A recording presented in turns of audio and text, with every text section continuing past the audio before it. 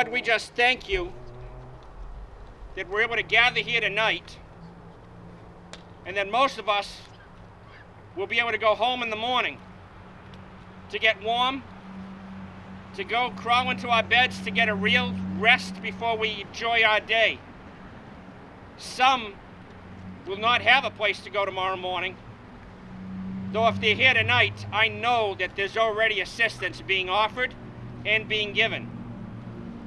As we eat off the canteen truck that does God's work in this city, as we gather tonight to talk to one another about what we can do to make a difference, I'd ask your blessing upon this night, this food, and these people, and I ask it in the name of our Lord.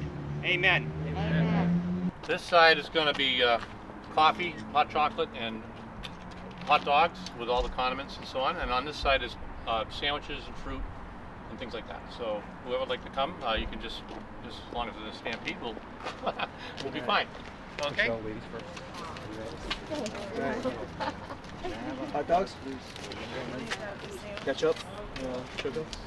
When the food truck gets pulled up and they ask you what they want to get, peanut butter and jelly, bologna sandwich, ham sandwich, and they'll only give you one of each. I have a peanut butter and jelly sandwich here, and you can only get one thing because there's so many people around that they want to make sure they have enough to feed everyone equally.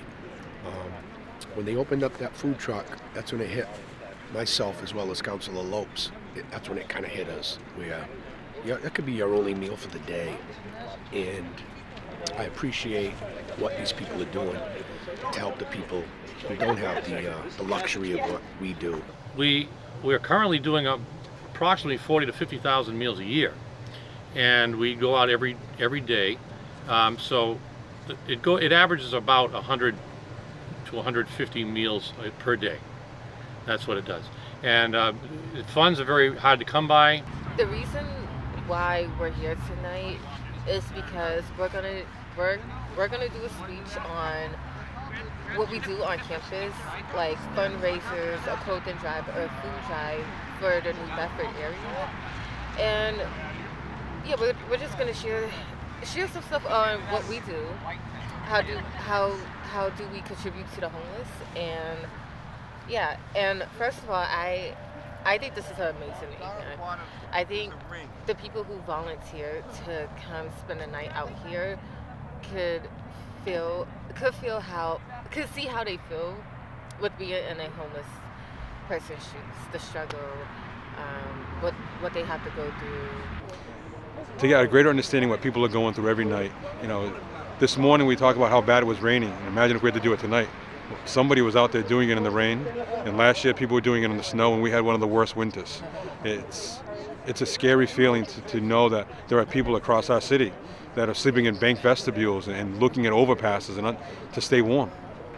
Tonight is about bringing stakeholders together in a unique venue to kind of share ideas about what we can do to improve the situation around homelessness, collaborate more effectively, and really kind of move this conversation to a new level. Far too many people are homeless in our community, and that are not being served well enough, and we need to kind of find better ways, new approaches to address the issue. Tonight's a night of awareness. Obviously, this is not a tent with lights, tents, some of us around here with chairs and the things that we're doing. This is not a full recreation of a tent city or homelessness. It's that. We have some folks here that have experienced homelessness. They've been in situations a lot worse than this. So that I don't want anyone walking away saying, "Oh, gee, it's not that bad. Look, there's a bunch of people and they're having a good time all night." That's not what this is. We're bringing awareness tonight as the beginning of a program.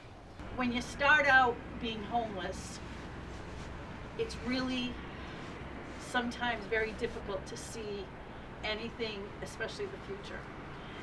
So I rented an apartment, and my landlord was Ron Olivera. it looked nice when I moved in, and as she said, there was mold and mice. One time I looked out my window, there was a rat in my yard. My landlord at that point, he took all my rent because I held it for him for a while. He took me to housing court, took all my money, and then I had no money to move into a new apartment. So then I went that. I stood in a shelter with my daughter. It was awful. Take your time.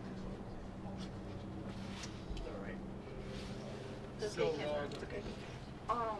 Now I have 3 jobs, and I got a new car. So we got a car dealership. I'm trying to build my credit with my loan. I'm going back to school in January for massage because I started off with criminal justice. I have 27 credits.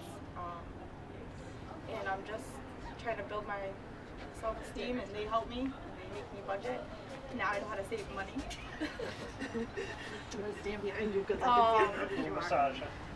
I'm going to give her a massage. Yeah, that'll work. That'll work. Works for me. I think a lot of the homelessness has to do with a lot of the landlords. Some of them really don't care about young mothers. No, they don't. They put you in an apartment that they know it's gonna fall apart. Like I washed my dishes in my tub one time for 2 weeks because my landlord didn't come. And they just kick you out on the streets because the landlords are associated with housing court. So I've seen a lot of other women who they just kick out. They had bed bugs because of someone from a different location, and they just kick them out on the streets. And I don't believe that's right. That's it. Well, we're collecting money, and it says, "Did you judge me before you read my sign?" And many people don't really even read the sign when they drive by, but we've gotten many generous people throughout the day, but we're just not going to give up. A lot of people like doing this today. It really changed my perspective because I've been doing this for like 2 years, and many of my friends have their own signs. I just saw my buddy come by and he has a little sign that says, "Homeless, God bless."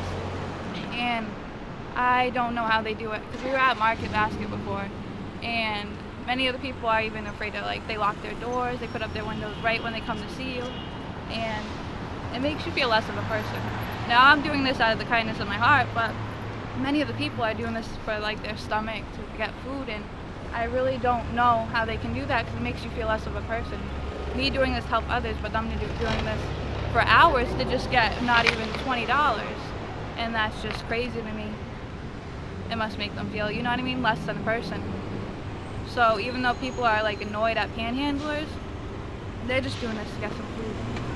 This sign was made because I feel a lot of people, and I've noticed a lot of posts mainly on Facebook, that most people think because somebody is homeless, it automatically has to do with addiction or alcohol. And if you come down to where the Mobile Loaves truck goes and get to actually know these people, it's not always about drugs and alcohol. A lot of them move up here from another state and they're with a spouse, and then they break up, and then they get put out on the street and they have no way of getting back to their original place of living. So I mean, there's so many different stories out there. It's just not always connected to drugs and alcohol, and I think that's what we really want people to be aware of.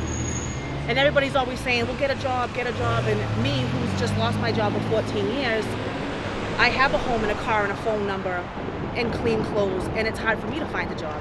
So how hard is it for somebody who's put out that has no phone, no address? How hard is it for them to find a place to work, to get back on their feet? Absolutely. Not many places of employment want to give people a chance that come in dressed as the homeless do, you know? I started out, I was in an apartment with a roommate, my boyfriend. My boyfriend was arrested, my roommate left and went to New York, and I was pregnant, and I lost my job. So I had a $1,500 4-bedroom apartment to pay for by myself, and I couldn't do it. And I got my taxes back. I was excited. I was going to get a new apartment. Well, I looked at 30 apartments, and that didn't happen either. Nobody wanted to hire me. Nobody wanted to let me have an apartment because I didn't have a job. I couldn't get a job because nobody wanted to hire a pregnant girl. So I was stuck. I had a car. I was fortunate that I had a car still, so we slept in my car. My daughter was like 8 months old. My son was 4, and I had no heat in the car. We slept in a tent a couple times. We slept in friends' driveways in the car. I slept in my parents' driveway in the car with the kids with no heat. the tough love that my parents gave me made me force me to go to the EBT office. To Catholic Social Services helped me, and I got placed in a 3-bedroom apartment the next day, and in North Attleboro. We were there for 4 months. Then they moved us to Taunton, and we got into a scattered site apartment, which you're allowed 2 bags of clothes for every person, and that's it. It was furnished by them, TV by them, cable. You don't pay any electricity, you don't pay nothing. So let me so just that you clarify can try to that. get on your feet. You have to. I went back to school at that point, and Let me just clarify that, if you will, excuse me. That's through the emergency shelter system through the state. So that's where she was. She was for the scattered site, and then they Catholic Social Services helped me with an apartment in New Bedford. I have a 3-bedroom apartment now. I just finished Salter School with medical assistant program. I went to the healthcare training center in Fall River, and I am waiting to finish my phlebotomy program to have both, and I just got a job as a hairdresser starting next week. So I came from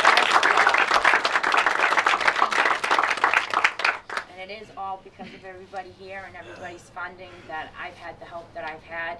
I didn't lose my children. I have my kids. I have my life, my health, and I thank everybody for helping me. There are not very many shelter beds in any of our cities. So the individuals are worse off than the families are. The families have the safety net of the shelter system within the Commonwealth. Individuals do not. Because of the kids.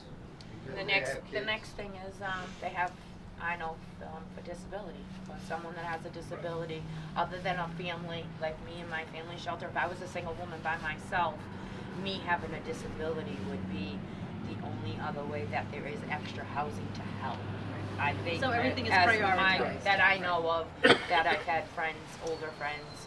One of my friends, a woman, she was older, she had a disability, she got disability money, and they end up giving her a home. She got funding for a home, and she has a home. That's all a priority within the housing system. It took her very long. We just started taking people off our wait list who got on our wait list in 2005. So people, kids who desperately need housing and get on our wait list after waiting for 10 years for a voucher.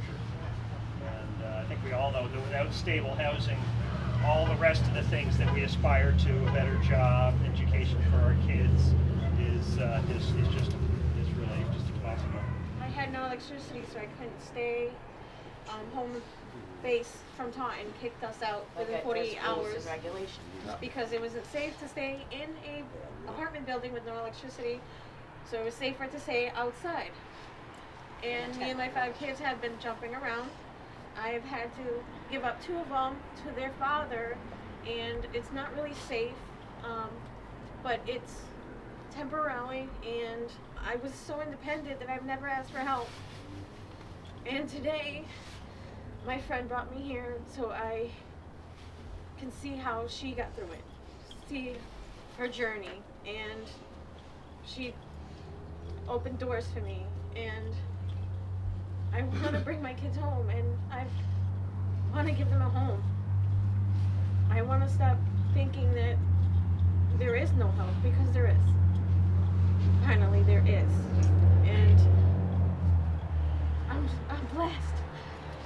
I think that was one of the shocking points to me was I knew through Nancy that we were going to have some people talk about their experiences, but the reality is that Dominique and Nancy here tonight as an opportunity, and I think it speaks wonders to say you don't know where the help is going to come from.